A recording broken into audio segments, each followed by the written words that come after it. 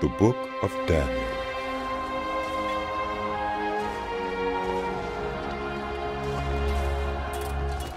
In the 3rd year of the reign of Jehoiakim, king of Judah, Nebuchadnezzar, king of Babylon, came to Jerusalem and besieged it. And the Lord delivered Jehoiakim, king of Judah, into his hand, along with some of the articles from the temple of God. These he carried off to the temple of his God in Babylonia, and put in the treasure house of his God. Then the king ordered Ashpenaz, chief of his court officials, to bring into the king's service some of the Israelites from the royal family and the nobility, young men without any physical defect, handsome, showing aptitude for every kind of learning, well-informed, quick to understand, and qualified to serve in the king's palace. He was to teach them the language and literature of the Babylonians. The king assigned them a daily amount of food and wine from the king's table. They were to be trained for 3 years, and after that they were to enter the king's service. Among those who were chosen were some from Judah: Daniel, Hananiah, Mishael, and Azariah. The chief official gave them new names. To Daniel, the name Belteshazzar; to Hananiah, Shadrach; to Mishael, Meshach; and to Azariah, Abednego. But Daniel resolved not to defile himself with the royal food and wine, and he asked the chief official for permission not to defile himself this way. Now God had caused the official to show favor and compassion to Daniel, but the official told Daniel, "I am afraid of my lord the king, who has assigned your food and drink. Why should he see you looking worse than the other young men your age? The king would then have my head because of you." Daniel then said to the guard whom the chief official had appointed over Daniel, Hananiah, Mishael, and Azariah, "Please, test your servants for 10 days. Give us nothing but vegetables to eat and water to drink. Then compare our appearance with that of the young men who eat the royal food, and treat your servants in accordance with what you see." So he agreed to this and tested them for 10 days. At the end of the 10 days, they looked healthier and better nourished than any of the young men who ate the royal food. So the guard took away their choice food and the wine they were to drink, and gave them vegetables instead. To these 4 young men, God gave knowledge and understanding of all kinds of literature and learning, and Daniel could understand visions and dreams of all kinds. At the end of the time set by the king to bring them into his service, the chief official presented them to Nebuchadnezzar. The king talked with them, and he found none equal to Daniel, Hananiah, Mishael, and Azariah. So they entered the king's service. In every matter of wisdom and understanding about which the king questioned them, he found them 10 times better than all the magicians and enchanters in his whole kingdom. And Daniel remained there until the 1st year of King Cyrus. In the 2nd year of his reign, Nebuchadnezzar had dreams. His mind was troubled and he could not sleep. So the king summoned the magicians, enchanters, sorcerers, and astrologers to tell him what he had dreamed. When they came in and stood before the king, he said to them, "I have had a dream that troubles me, and I want to know what it means." Then the astrologers answered the king, "May the king live forever. Tell your servants the dream, and we will interpret it." The king replied to the astrologers, "This is what I have firmly decided. If you do not tell me what my dream was and interpret it, I will have you cut into pieces and your houses turned into piles of rubble. But if you tell me the dream and explain it, you will receive from me gifts and rewards and great honor. So tell me the dream and interpret it for me." Once more they replied, "Let the king tell his servants the dream, and we will interpret it." Then the king answered, I am certain that you are trying to gain time, because you realize that this is what I have firmly decided. If you do not tell me the dream, there's only one penalty for you. You have conspired to tell me misleading and wicked things, hoping the situation will change. So then, tell me the dream, and I will know that you can interpret it for me. The astrologers answered the king, There is not a person on earth who can do what the king asks. No king, however great and mighty, has ever asked such a thing of any magician or enchanter or astrologer. What the king asks is too difficult. No one can reveal it to the king except the gods, and they do not live among human beings. This made the king so angry and furious that he ordered the execution of all the wise men of Babylon. So the decree was issued to put the wise men to death, and men were sent to look for Daniel and his friends to put them to death. When Arioch, the commander of the king's guard, had gone out to put to death the wise men of Babylon, Daniel spoke to him with wisdom and tact. He asked the king's officer, Why did the king issue such a harsh decree? Arioch then explained the matter to Daniel. At this, Daniel went in to the king and asked for time so that he might interpret the dream for him. Then Daniel returned to his house and explained the matter to his friends Hananiah, Mishael, and Azariah. He urged them to plead for mercy from the God of heaven concerning this mystery, so that he and his friends might not be executed with the rest of the wise men of Babylon. During the night, the mystery was revealed to Daniel in a vision. Then Daniel praised the God of heaven and said, Praise be to the name of God forever and ever. Wisdom and power are his. He changes times and seasons. He deposes kings and raises up others. He gives wisdom to the wise and knowledge to the discerning. He reveals deep and hidden things. He knows what lies in darkness, and light dwells with him. I thank and praise you, God of my ancestors. You have given me wisdom and power.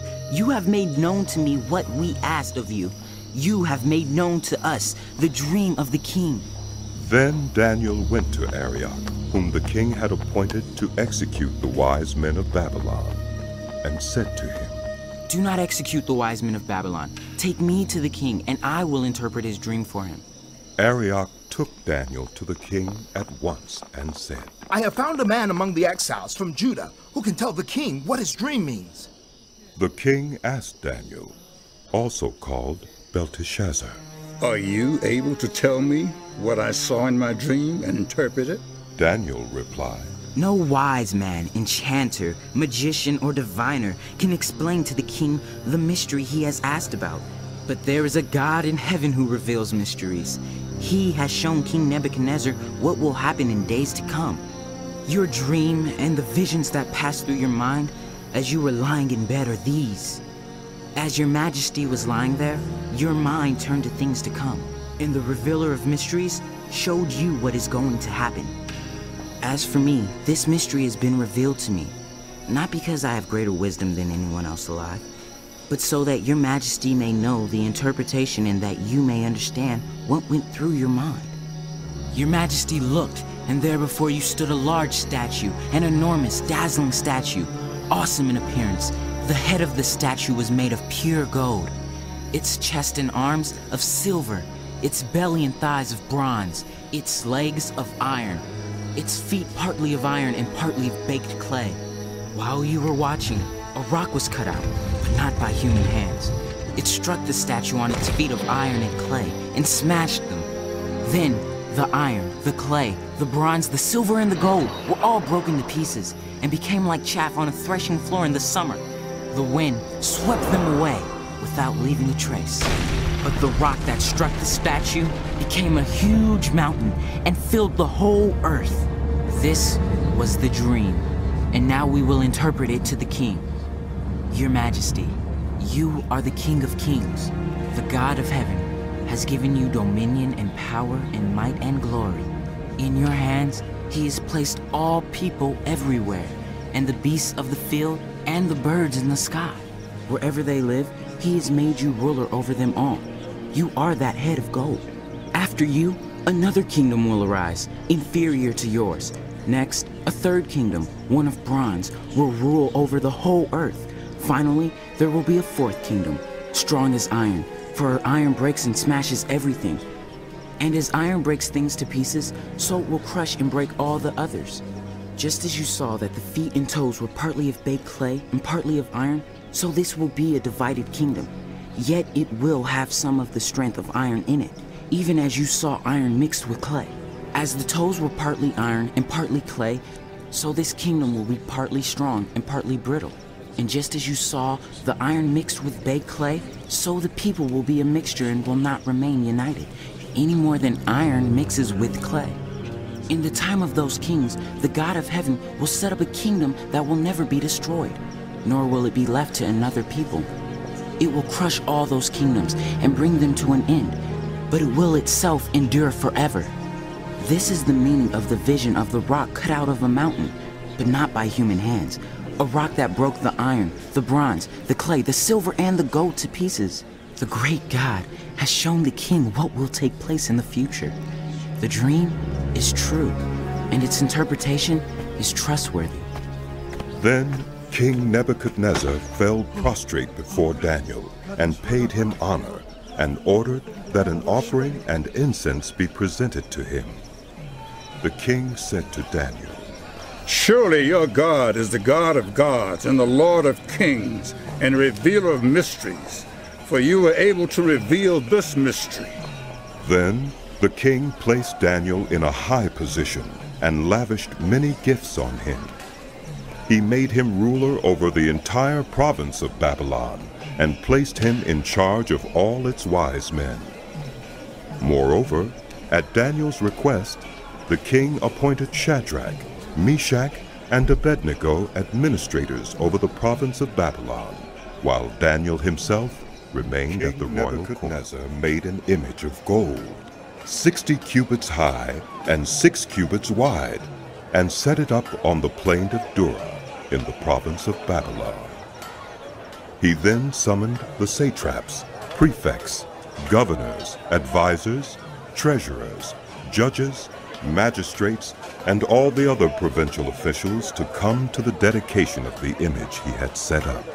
So the satraps, prefects, governors, advisors, treasurers, judges, magistrates, and all the other provincial officials assembled for the dedication of the image that King Nebuchadnezzar had set up, and they stood before it.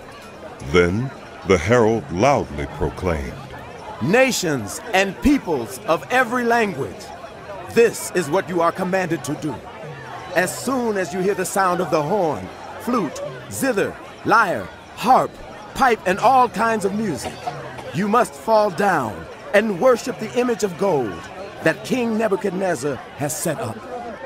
Whoever does not fall down and worship will immediately be thrown into a blazing furnace. Therefore, as soon as they heard the sound of the horn, flute, zither, lyre, harp, and all kinds of music, all the nations and peoples of every language fell down and worshipped the image of gold that King Nebuchadnezzar had set up. At this time, some astrologers came forward and denounced the Jews. They said to King Nebuchadnezzar, May the king live forever. Your Majesty has issued a decree that everyone who hears the sound of the horn, flute, zither, lyre, harp, pipe, and all kinds of music must fall down and worship the image of gold, and that whoever does not fall down and worship will be thrown into a blazing furnace. But there are some Jews whom you have set over the affairs of the province of Babylon, Shadrach, Meshach, and Abednego, who pay no attention to you, your Majesty. They neither serve your gods nor worship the image of gold you have set up. Furious with rage, Nebuchadnezzar summoned Shadrach, Meshach, and Abednego. So these men were brought before the king, and Nebuchadnezzar said to them, Is it true, Shadrach, Meshach, and Abednego, that you do not serve my gods or worship the image of gold I have set up? Yes, it is true. Now when you hear the sound of the horn, flute, zither, lyre, harp, pipe, and all kinds of music, if you are ready to fall down and worship the image I made, very good. Not serve that. But if you do not worship it, you will be thrown immediately into a blazing furnace. Then what God will be able to rescue you from my hand? Shadrach, Meshach, and Abednego replied to him, King Nebuchadnezzar, we do not need to defend ourselves before you in this matter. If the God we serve is able to deliver us, then he will deliver us from the blazing furnace and from your majesty's hand. But even if he does not, we want you to know, your majesty, that we will not serve your gods or worship the image of gold you have set up. Then Nebuchadnezzar was furious with Shadrach, Meshach, and Abednego, and his attitude toward them changed. He ordered the furnace heated 7 times hotter than usual, and commanded some of the strongest soldiers in his army to tie up Shadrach, Meshach, and Abednego, and throw them into the blazing furnace. So these men, wearing their robes, trousers, turbans, and other clothes, were bound and thrown into the blazing furnace. The king's command was so urgent, and the furnace so hot, that the flames of the fire killed the soldiers who took up Shadrach, Meshach, and Abednego, and these 3 men, firmly tied, fell into the blazing furnace. Then King Nebuchadnezzar leaped to his feet in amazement and asked his advisors, Weren't there 3 men that we tied up and threw into the fire? They replied, Certainly, your majesty.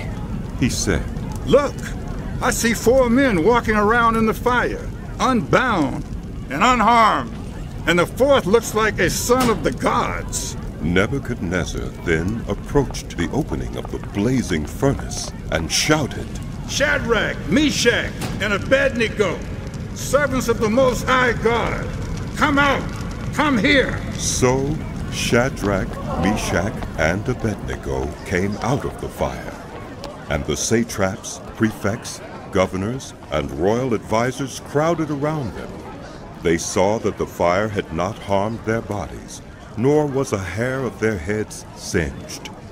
Their robes were not scorched, and there was no smell of fire on them. Then Nebuchadnezzar said, Praise be to the God of Shadrach, Meshach, and Abednego, who has sent his angel and rescued his servants. They trusted in him and defied the king's command, and were willing to give up their lives rather than serve or worship any god except their own God. Therefore, I decree that the people of any nation or language who say anything against the God of Shadrach, Meshach, and Abednego be cut into pieces and their houses be turned into piles of rubble. For no other God can save in this way. Then the king promoted Shadrach, Meshach, and Abednego in the province of Babylon. The Book of Daniel continued.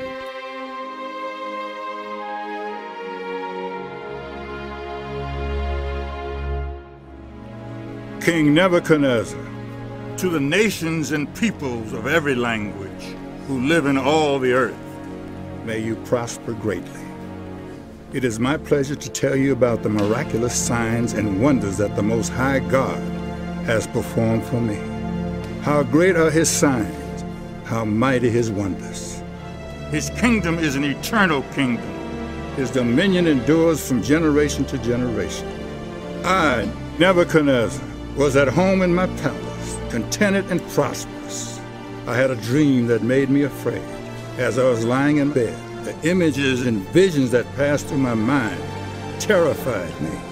So I commanded that all the wise men of Babylon be brought before me to interpret the dream for me.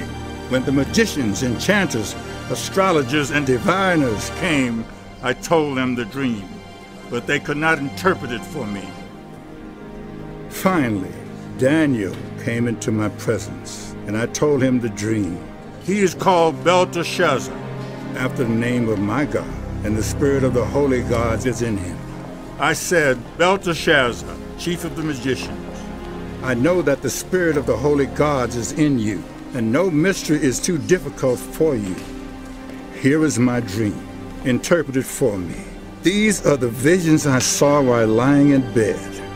I looked, and there before me stood a tree in the middle of the land. Its height was enormous. The tree grew large and strong, and its top touched the sky. It was visible to the ends of the earth. Its leaves were beautiful, its fruit abundant, and on it was food for all. Under it the wild animals found shelter, and the birds lived in its branches. From it every creature was fed. In the visions I saw while lying in bed, I looked, and there before me was a holy one, a messenger, coming down from heaven. He called in a loud voice, Cut down the tree and trim off its branches. Strip off its leaves and scatter its fruit. Let the animals flee from under it and the birds from its branches. But let the stump and its roots, bound with iron and bronze, remain in the ground, in the grass of the field. Let him be drenched with the dew of heaven, and let him live with the animals among the plants of the earth. Let his mind be changed from that of a human being, and let him be given the mind of an animal, till 7 times pass by for him. The decision is announced by messengers. The holy ones declare the verdict, so that the living may know that the Most High is sovereign over the kingdoms on earth, and gives them to anyone he wishes, and sets over them the lowliest of people. This is the dream that I, King Nebuchadnezzar, had. Now, Belteshazzar, tell me what it means, for none of the wise men in my kingdom can interpret it for me. But you can, because the spirit of the holy gods is in you. Then Daniel, also called Belteshazzar, was greatly perplexed for a time, and his thoughts terrified him. So the king said, Belteshazzar, do not let the dream or its meaning alarm you. Belteshazzar answered, My lord, if only the dream applied to your enemies and its meaning to your adversaries. The tree you saw, which grew large and strong, with its top touching the sky, visible to the whole earth, with beautiful leaves and abundant fruit, providing food for all, giving shelter to the wild animals, and having nesting places in its branches for the birds? Your Majesty, you are that tree. You have become great and strong. Your greatness has grown until it reaches the sky, and your dominion extends to distant parts of the earth. Your Majesty saw a holy one, a messenger, coming down from heaven and saying, Cut down the tree and destroy it, but leave the stump, bound with iron and bronze, in the grass of the field, while its roots remain in the ground. Let him be drenched with the dew of heaven. Let him live with the wild animals, until 7 times pass by for him. This is the interpretation, Your Majesty, and this is the decree the Most High has issued against my lord the king. You will be driven away from people, and will live with the wild animals. You will eat grass like the ox, and be drenched with the dew of heaven. 7 times will pass by for you, until you acknowledge that the Most High is sovereign over the kingdoms on earth, and gives them to anyone he wishes. The command to leave the stump of the tree with its roots means that your kingdom will be restored to you when you acknowledge that heaven rules.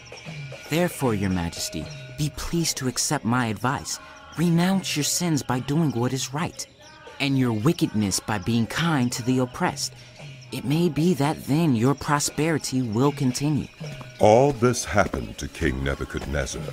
12 months later, as the king was walking on the roof of the royal palace of Babylon, he said, Is not this the great Babylon I have built as the royal residence, by my mighty power and for the glory of my majesty?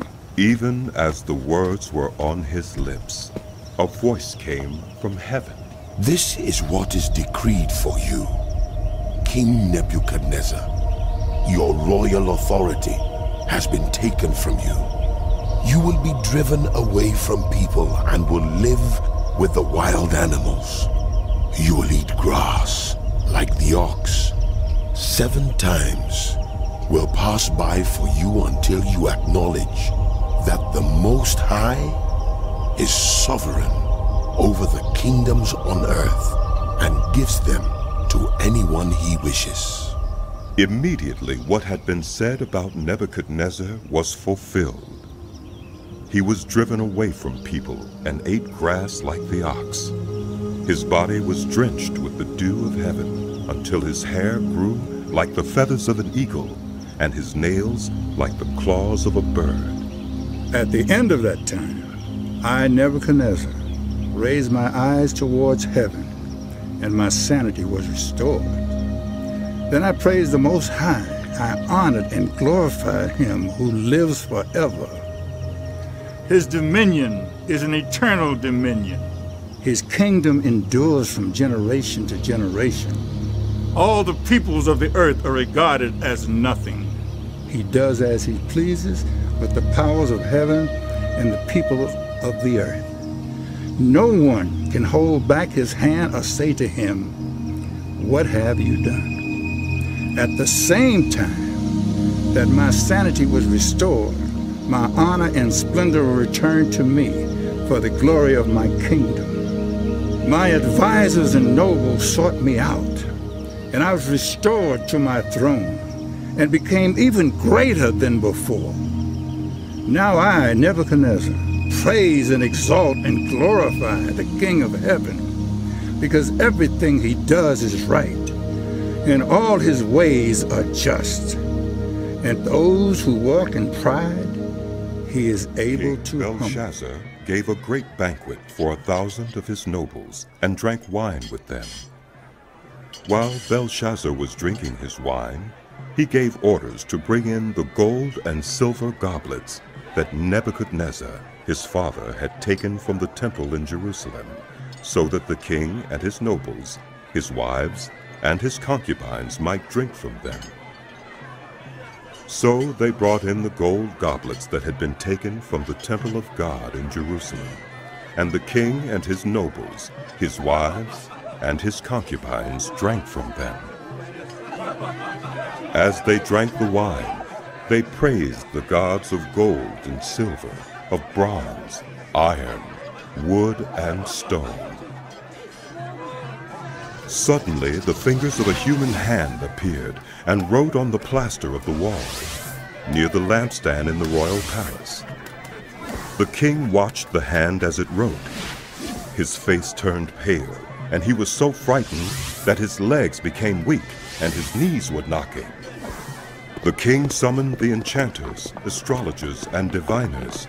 Then he said to these wise men of Babylon, "Whoever reads this writing and tells me what it means will be clothed in purple and have a gold chain placed around his neck, and he will be made the third highest ruler in the kingdom." Then all the king's wise men came in, but they could not read the writing or tell the king what it meant. So King Belshazzar became even more terrified, and his face grew more pale. His nobles were baffled.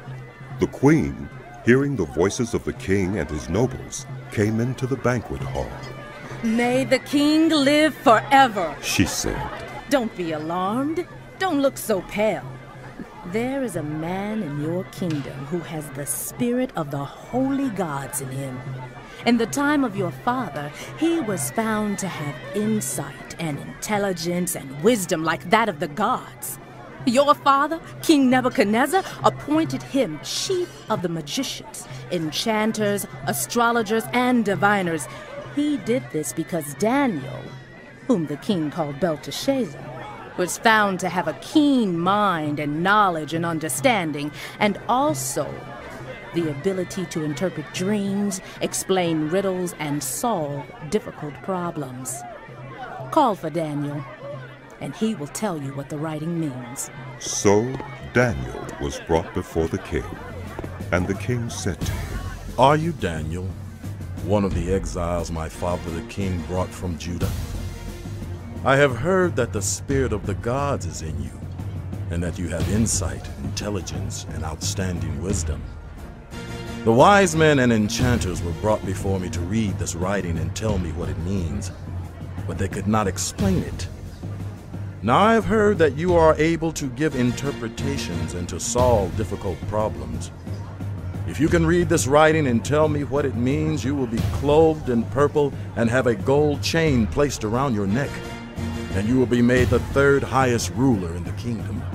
Then Daniel answered the king, You may keep your gifts for yourself and give your rewards to someone else. Nevertheless, I will read the writing for the king and tell him what it means.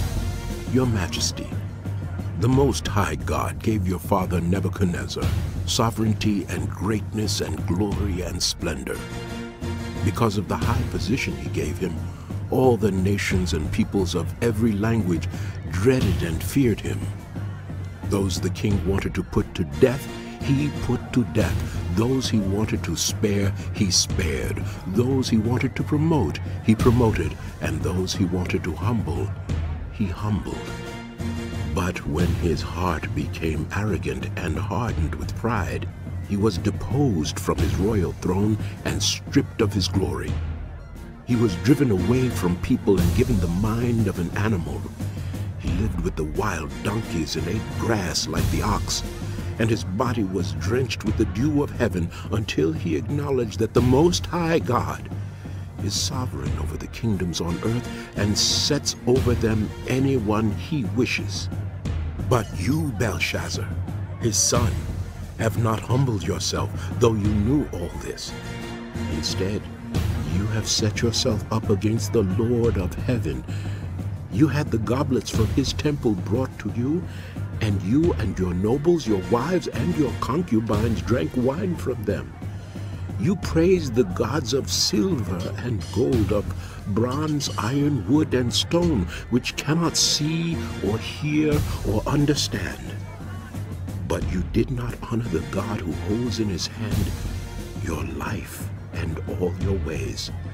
Therefore, he sent the hand that wrote the inscription. This is the inscription that was written: Mene, Mene, Tekel, Parsin. This is what these words mean. Mene, God has numbered the days of your reign and brought it to an end.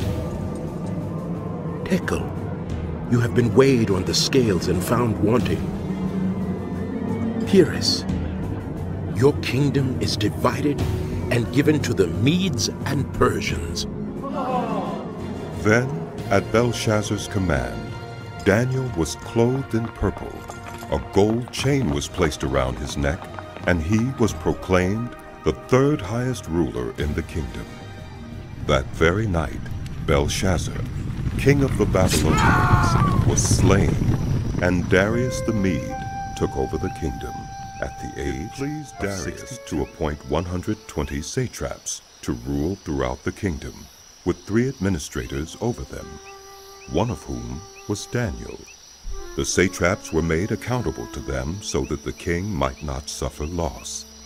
Now Daniel so distinguished himself among the administrators and the satraps by his exceptional qualities that the king planned to set him over the whole kingdom.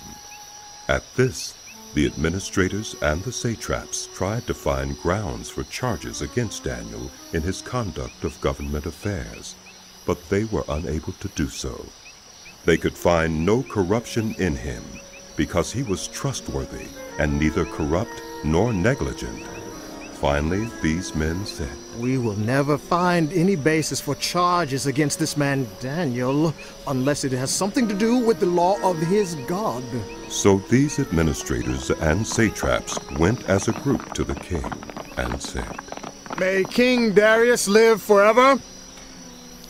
The royal administrators, prefects, satraps, advisors, and governors have all agreed that the king should issue an edict and enforce the decree that anyone who prays to any god or human being during the next 30 days, except to you, your majesty, shall be thrown into the lion's den.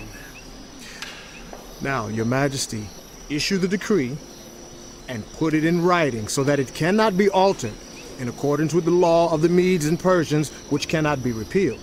So King Darius put the decree in writing, Now when Daniel learned that the decree had been published, he went home to his upstairs room, where the windows opened toward Jerusalem. 3 times a day he got down on his knees and prayed, giving thanks to his God, just as he had done before. Then these men went as a group and found Daniel praying and asking God for help. So they went to the king and spoke to him about his royal decree. Did you not publish a decree that during the next 30 days, anyone who prays to any god or human being except to you, your majesty, would be thrown into the lion's den? The king answered, The decree stands, in accordance with the law of the Medes and Persians, which cannot be repealed. Then they said to the king, Daniel, who is one of the exiles from Judah, pays no attention to you, your majesty, or to the decree you put in writing. He still prays 3 times a day. When the king heard this, he was greatly distressed. He was determined to rescue Daniel and made every effort until sundown to save him. Then the men went as a group to King Darius and said to him, Remember, your majesty, that according to the law of the Medes and Persians, no decree or edict that the king issues can be changed. Very well. So the king gave the order, and they brought Daniel and threw him into the lion's den. The king said to Daniel, May your God, whom you serve continually, rescue you. A stone was brought and placed over the mouth of the den, and the king sealed it with his own signet ring and with the rings of his nobles, so that Daniel's situation might not be changed. Then the king returned to his palace and spent the night without eating and without any entertainment being brought to him, and he could not sleep. At the first light of dawn, the king got up and hurried to the lion's den. When he came near the den, he called to Daniel in an anguished voice. Daniel, servant of the living God, has your God, whom you serve continually, been able to rescue you from the lions? Daniel answered, May the king live forever. My God sent his angel, and he shut the mouths of the lions. They have not hurt me, because I was found innocent in his sight. Nor have I ever done any wrong before you, your majesty. The king was overjoyed and gave orders to lift Daniel out of the den. And when Daniel was lifted from the den, no wound was found on him, because he had trusted in his God. At the king's command, the men who had falsely accused Daniel were brought in and thrown into the lion's den, along with their wives and children. And before they reached the floor of the den, the lions overpowered them and crushed all their bones. Then King Darius wrote to all the nations and peoples of every language in all the earth. May you prosper greatly. I issue a decree that in every part of my kingdom, people must fear and reverence the God of Daniel. For he is the living God, and he endures forever. His kingdom will not be destroyed. His dominion will never end. He rescues and he saves. He performs signs and wonders in the heavens and on the earth. He has rescued Daniel from the power of the lions. So Daniel prospered during the reign of Darius, and the reign of Cyrus the Persian, of Belshazzar, king of Babylon. Daniel had a dream, and visions passed through his mind as he was lying in bed. He wrote down the substance of his dream. Daniel said, In my vision at night, I looked, and there before me were the 4 winds of heaven churning up the great sea. 4 great beasts, each different from the others, came up out of the sea.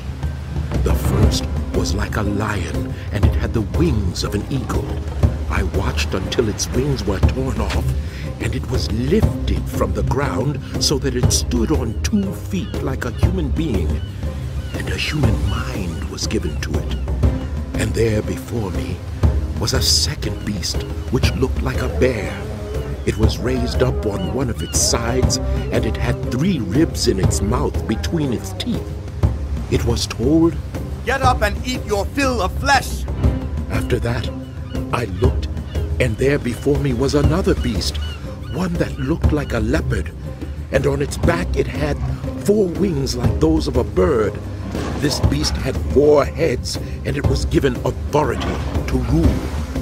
After that, in my vision at night I looked, and there before me was a 4th beast, terrifying and frightening and very powerful. It had large iron teeth. It crushed and devoured its victims and trampled underfoot whatever was left. It was different from all the former beasts, and it had 10 horns. While I was thinking about the horns, there before me was another horn, a little one, which came up among them, and 3 of the first horns were uprooted before it. This horn had eyes like the eyes of a human being and a mouth that spoke boastfully. As I looked, thrones were set in place, and the Ancient of Days took his seat. His clothing was as white as snow. The hair of his head was white like wool. His throne was flaming with fire, and its wheels were all ablaze. A river of fire was flowing, coming out from before him. Thousands upon thousands attended him. 10,000 times 10,000 stood before him. The court was seated, and the books were open. Then I continued to watch because of the boastful words the horn was speaking. I kept looking until the beast was slain and its body destroyed and thrown into the blazing fire. The other beasts had been stripped of their authority, but were allowed to live for a period of time.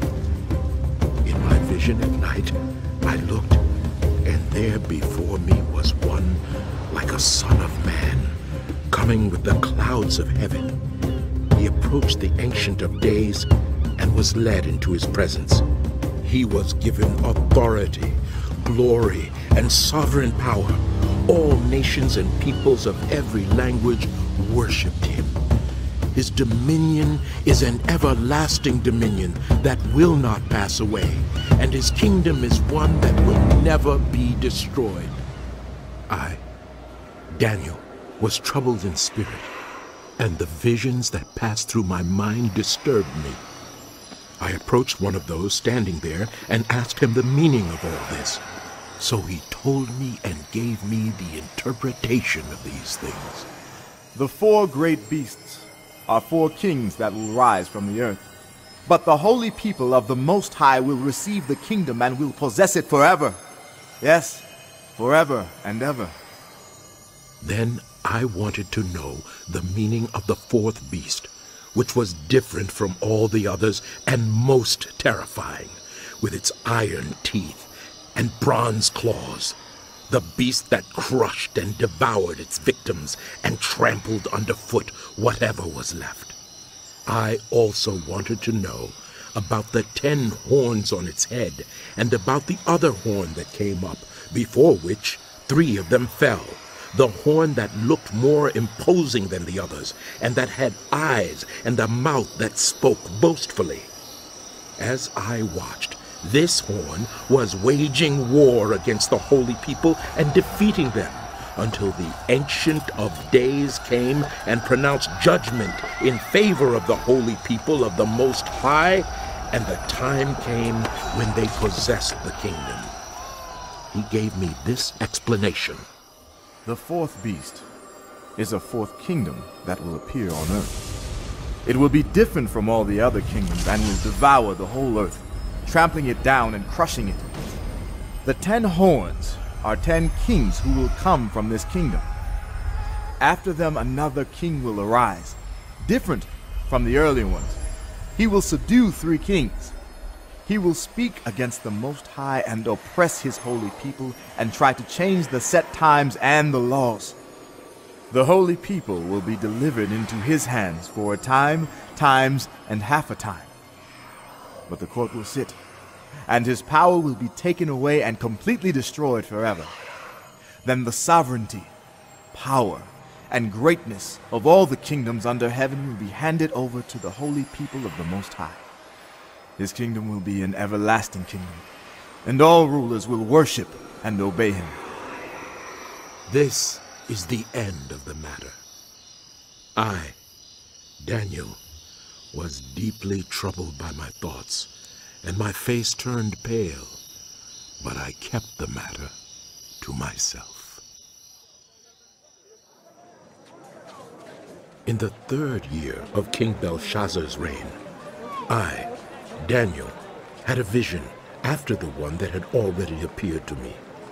In my vision, I saw myself in the citadel of Susa in the province of Elam.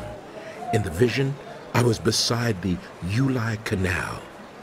I looked up, and there before me was a ram with 2 horns standing beside the canal, and the horns were long. One of the horns was longer than the other, but grew up later. I watched the ram as it charged toward the west and the north and the south.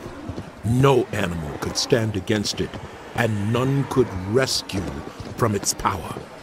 It did as it pleased and became great. As I was thinking about this, suddenly a goat with a prominent horn between its eyes came from the west, crossing the whole earth without touching the ground. It came toward the 2-horned ram I had seen standing beside the canal and charged at it in great rage. I saw it attack the ram furiously, striking the ram and shattering its 2 horns. The ram was powerless to stand against it. The goat knocked it to the ground and trampled on it, and none could rescue the ram from its power. The goat became very great, but at the height of its power, the large horn was broken off, and in its place, 4 prominent horns grew up toward the 4 winds of heaven. Out of one of them came another horn, which started small, but grew in power to the south and to the east and toward the beautiful land. It grew until it reached the host of the heavens, and it threw some of the starry host down to the earth and trampled on them. It set itself up to be as great as the commander of the army of the Lord. It took away the daily sacrifice from the Lord, and his sanctuary was thrown down. Because of rebellion, the Lord's people and the daily sacrifice were given over to it. It prospered in everything it did, and truth was thrown to the ground. Then I heard a Holy One speaking, and another Holy One said to him, "How long will it take for the vision to be fulfilled? The vision concerning the daily sacrifice, the rebellion that causes desolation, the surrender of the sanctuary, and the trampling underfoot of the Lord's people." He said to me, "It will take 2,300 evenings and mornings. Then the sanctuary will be reconsecrated."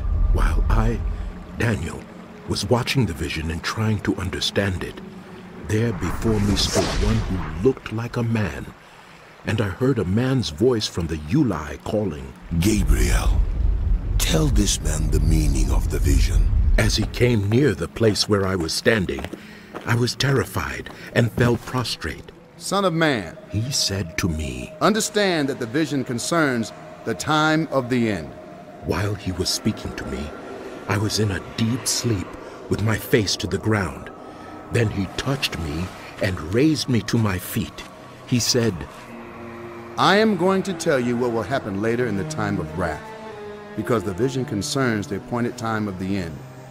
The 2-horned ram that you saw represents the kings of Media and Persia. The shaggy goat is the king of Greece, and the large horn between his eyes is the first king. The 4 horns that replace the one that was broken off represent 4 kingdoms that will emerge from his nation, who will not have the same power. In the latter part of their reign, when rebels have become completely wicked, a fierce-looking king, a master of intrigue will arise. He will become very strong, but not by his own power. He will cause astounding devastation and will succeed in whatever he does. He will destroy the mighty warriors, the holy people. He will cause deceit to prosper, and he will consider himself superior. When they feel secure, he will destroy many and take his stand against the Prince of Princes. Yet he will be destroyed, but not by human power. The vision of the evenings and mornings that has been given you is true, but seal up the vision, for it concerns the distant future. I, Daniel, was worn out. I lay exhausted for several days. Then I got up and went about the king's business. I was appalled by the vision. It was beyond Darius, son of Xerxes, a Mede by descent, who was made ruler over the Babylonian kingdom. In the first year of his reign, I, Daniel, understood from the scriptures, according to the word of the Lord given to Jeremiah the prophet, that the desolation of Jerusalem would last 70 years. So I turned to the Lord God and pleaded with him in prayer and petition, in fasting and in sackcloth and ashes. I prayed to the Lord my God and confessed, Lord, the great and awesome God, who keeps his covenant of love with those who love him and keep his commandments, we have sinned and done wrong. We have been wicked and have rebelled. We have turned away from your commands and laws. We have not listened to your servants, the prophets, who spoke in your name to our kings, our princes, and our ancestors, and to all the people of the land. Lord, you are righteous, but this day we are covered with shame. The people of Judah and Jerusalem and all Israel, both near and far, in all the countries where you have scattered us because of our unfaithfulness to you. We and our kings, our princes, and our ancestors are covered with shame, Lord, because we have sinned against you. The Lord our God is merciful and forgiving. Even though we have rebelled against him, we have not obeyed the Lord our God or kept the laws he gave us through his servants, the prophets. All Israel has transgressed your law and turned away, refusing to obey you. Therefore, the curses and sworn judgments written in the law of Moses, the servant of God, have been poured out on us because we have sinned against you. You have fulfilled the word spoken against us and against our rulers by bringing on us great disaster. Under the whole heaven, nothing has ever been done like what has been done to Jerusalem. Just as it is written in the law of Moses, all this disaster has come on us, yet we have not sought the favor of the Lord our God by turning from our sins and giving attention to your truth. The Lord did not hesitate to bring the disaster on us, for the Lord our God is righteous in everything he does. Yet we have not obeyed him. Now, Lord our God, who brought your people out of Egypt with a mighty hand, and who made for yourself a name that endures to this day. We have sinned. We have done wrong. Lord, in keeping with all your righteous acts, turn away your anger and your wrath from Jerusalem, your city, your holy hill. Our sins and the iniquities of our ancestors have made Jerusalem and your people an object of scorn to all those around us. Now, our God, hear the prayers and petitions of your servant. For your sake, Lord, look with favor on your desolate sanctuary. Give ear, our God, and hear. Open your eyes and see the desolation of the city that bears your name. We do not make requests of you because we are righteous, but because of your great mercy. Lord, listen. Lord, forgive. Lord, hear and act. For your sake, my God, do not delay, because your city and your people bear your name. While I was speaking and praying, confessing my sin and the sin of my people Israel, and making my request to the Lord my God for his holy hill, while I was still in prayer, Gabriel, the man I had seen in the earlier vision, came to me in swift flight about the time of the evening sacrifice. He instructed me and said to me, Daniel, I have now come to give you insight and understanding. As soon as you began to pray, a word went out, which I have come to tell you, for you are highly esteemed. Therefore, consider the word and understand the vision. 77s are decreed for your people in your holy city to finish transgression, to put an end to sin, to atone for wickedness, to bring in everlasting righteousness, to seal up vision and prophecy, and to anoint the most holy place. Know and understand this. From the time the word goes out to restore and rebuild Jerusalem until the Anointed One, the ruler, comes, there will be 7 sevens and 62 sevens. It will be rebuilt with streets and a trench, but in times of trouble. After the 62 sevens, the Anointed One will be put to death and will have nothing. The people of the ruler who will come will destroy the city and the sanctuary. The end will come like a flood. War will continue until the end, and desolations have been decreed. He will confirm a covenant with many for 1 7. In the middle of the 7, he will put an end to sacrifice and offering. And at the temple, he will set up an abomination that causes desolation until the end that is decreed is poured out on King of Persia. A revelation was given to Daniel, who was called Belteshazzar. Its message was true, and it concerned a great war. The understanding of the message came to him in a vision. At that time, I, Daniel, mourned for 3 weeks. I ate no choice food. No meat or wine touched my lips, and I used no lotions at all until the 3 weeks were over. On the 24th day of the first month, as I was standing on the bank of the great river, the Tigris, I looked up, and there before me was a man dressed in linen, with a belt of fine gold from Uphaz around his waist. His body was like topaz, his face like lightning, his eyes like flaming torches, his arms and legs like the gleam of burnished bronze, and his voice like the sound of a multitude.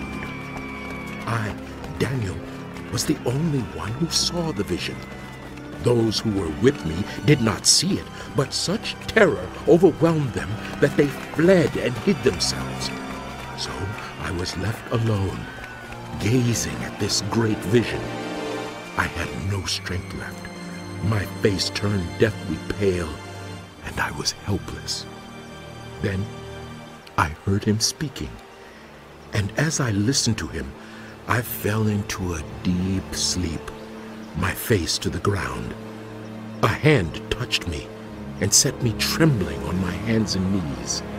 He said, Daniel, you who are highly esteemed, consider carefully the words I am about to speak to you, and stand up, for I have now been sent to you.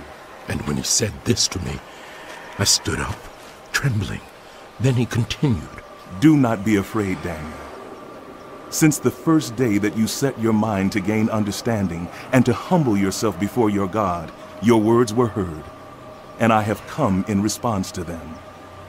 But the prince of the Persian kingdom resisted me 21 days. Then Michael, one of the chief princes, came to help me, because I was detained there with the king of Persia. Now I have come to explain to you what will happen to your people in the future. For the vision concerns a time yet to come. While he was saying this to me, I bowed with my face toward the ground and was speechless.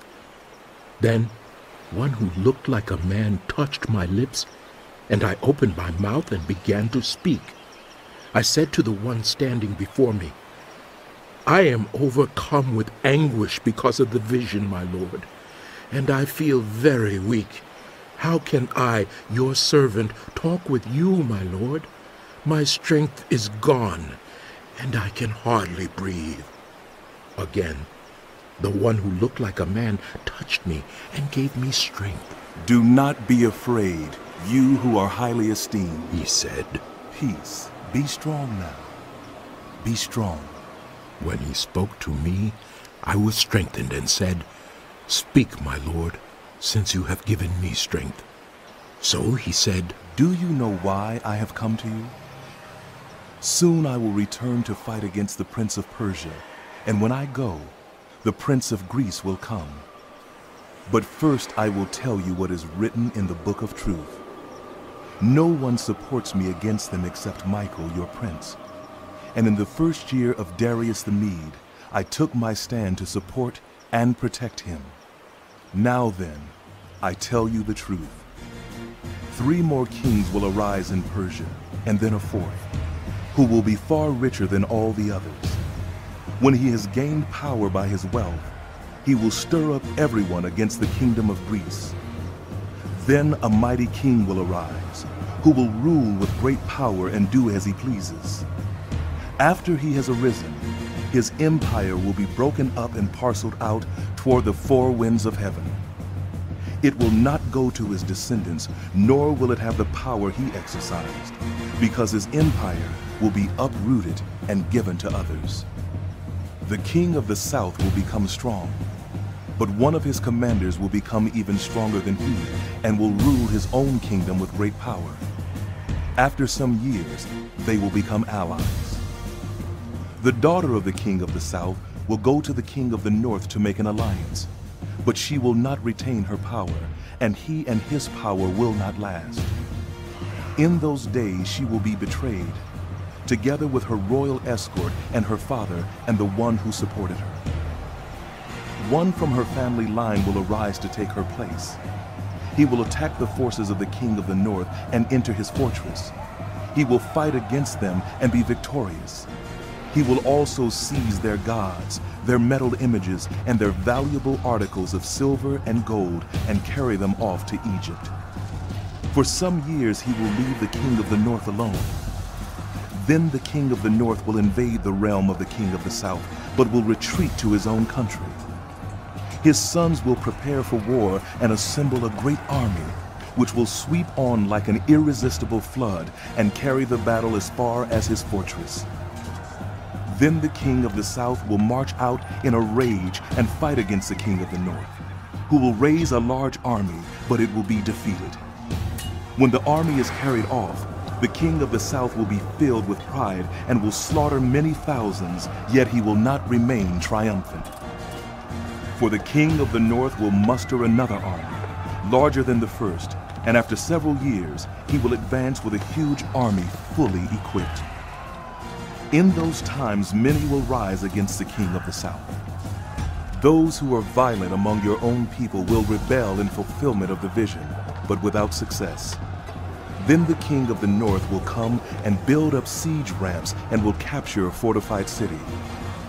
The forces of the south will be powerless to resist. Even their best troops will not have the strength to stand. The invader will do as he pleases. No one will be able to stand against him. He will establish himself in the beautiful land and will have the power to destroy it. He will determine to come with the might of his entire kingdom and will make an alliance with the king of the south. And he will give him a daughter in marriage in order to overthrow the kingdom, but his plans will not succeed or help him. Then he will turn his attention to the coastlands and will take many of them, but a commander will put an end to his insolence and will turn his insolence back on him. After this, he will turn back toward the fortresses of his own country, but will stumble and fall to be seen no more. His successor will send out a tax collector to maintain the royal splendor. In a few years, however, he will be destroyed, yet not in anger or in battle. He will be succeeded by a contemptible person who has not been given the honor of royalty. He will invade the kingdom when its people feel secure, and he will seize it through intrigue. Then an overwhelming army will be swept away before him. Both it and a prince of the covenant will be destroyed. After coming to an agreement with him, he will act deceitfully, and with only a few people, he will rise to power. When the richest provinces feel secure, he will invade them and will achieve what neither his fathers nor his forefathers did. He will distribute plunder, loot, and wealth among his followers. He will plot the overthrow of fortresses, but only for a time. With a large army, he will stir up his strength and courage against the king of the south. The king of the south will wage war with a large and very powerful army, but he will not be able to stand because of the plots devised against him. Those who eat from the king's provisions will try to destroy him. His army will be swept away, and many will fall in battle. The two kings, with their hearts bent on evil, will sit at the same table and lie to each other, but to no avail, because an end will still come at the appointed time. The king of the north will return to his own country with great wealth, but his heart will be set against the Holy Covenant. He will take action against it and then return to his own country. At the appointed time, he will invade the south again, but this time, the outcome will be different from what it was before. Ships of the western coastlands will oppose him, and he will lose heart. Then he will turn back and vent his fury against the Holy Covenant. He will return and show favor to those who forsake the Holy Covenant. His armed forces will rise up to desecrate the temple fortress and will abolish the daily sacrifice. Then they will set up the abomination that causes desolation. With flattery, he will corrupt those who have violated the covenant. But the people who know their God will firmly resist him. Those who are wise will instruct many, though for a time they will fall by the sword, or be burned, or captured, or plundered. When they fall, they will receive a little help, and many who are not sincere will join them. Some of the wise will stumble, so that they may be refined, purified, and made spotless until the time of the end. For it will still come at the appointed time. The king will do as he pleases. He will exalt and magnify himself above every god, and will say unheard of things against the God of gods. He will be successful until the time of wrath is completed, for what has been determined must take place. He will show no regard for the gods of his ancestors, or for the one desired by women, nor will he regard any god, but will exalt himself above them all. Instead of them, he will honor a god of fortresses. A god unknown to his ancestors he will honor with gold and silver, with precious stones and costly gifts. He will attack the mightiest fortresses with the help of a foreign god, and will greatly honor those who acknowledge him. He will make them rulers over many people, and will distribute the land at a price. At the time of the end, the king of the south will engage him in battle, and the king of the north will storm out against him with chariots and cavalry and a great fleet of ships. He will invade many countries and sweep through them like a flood. He will also invade the beautiful land. Many countries will fall, but Edom, Moab, and the leaders of Ammon will be delivered from his hand. He will extend his power over many countries. Egypt will not escape. He will gain control of the treasures of gold and silver and all the riches of Egypt, with the Libyans and Cushites in submission. But reports from the east and the north will alarm him, and he will set out in a great rage to destroy and annihilate many. He will pitch his royal tents between the seas at the beautiful holy mountain. Yet he will come to his end, and no one will help him. At that time, Michael, the great prince who protects your people, will arise. There will be a time of distress, such as has not happened from the beginning of nations until then. But at that time your people, everyone whose name is found written in the book, will be delivered. Multitudes who sleep in the dust of the earth will awake, some to everlasting life, others to shame and everlasting contempt. Those who are wise will shine like the brightness of the heavens, and those who lead many to righteousness like the stars forever and ever. But you, Daniel, close up and seal the words of the scroll until the time of the end. Many will go here and there to increase knowledge. Then I, Daniel, looked, and there before me stood two others, one on this bank of the river, and one on the opposite bank.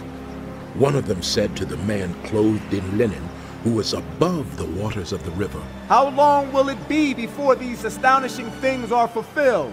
The man clothed in linen, who was above the waters of the river, lifted his right hand and his left hand toward heaven, and I heard him swear by him who lives forever, saying, "It will be for a time, times and half a time. When the power of the holy people has been finally broken, all these things will be completed." I heard, but I did not understand. So I asked, "My Lord, what will the outcome of all this be?" He replied, "Go your way, Daniel, because the words are closed up and sealed until the time of the end. Many will be purified, made spotless and refined, but the wicked will continue to be wicked. None of the wicked will understand, but those who are wise will understand. From the time that the daily sacrifice is abolished, and the abomination that causes desolation is set up, there will be 1,290 days. Blessed is the one who waits for and reaches the end of the 1,335 days. As for you, go your way till the end. You will rest, and then at the end of the days you will rise to receive your allotted inheritance."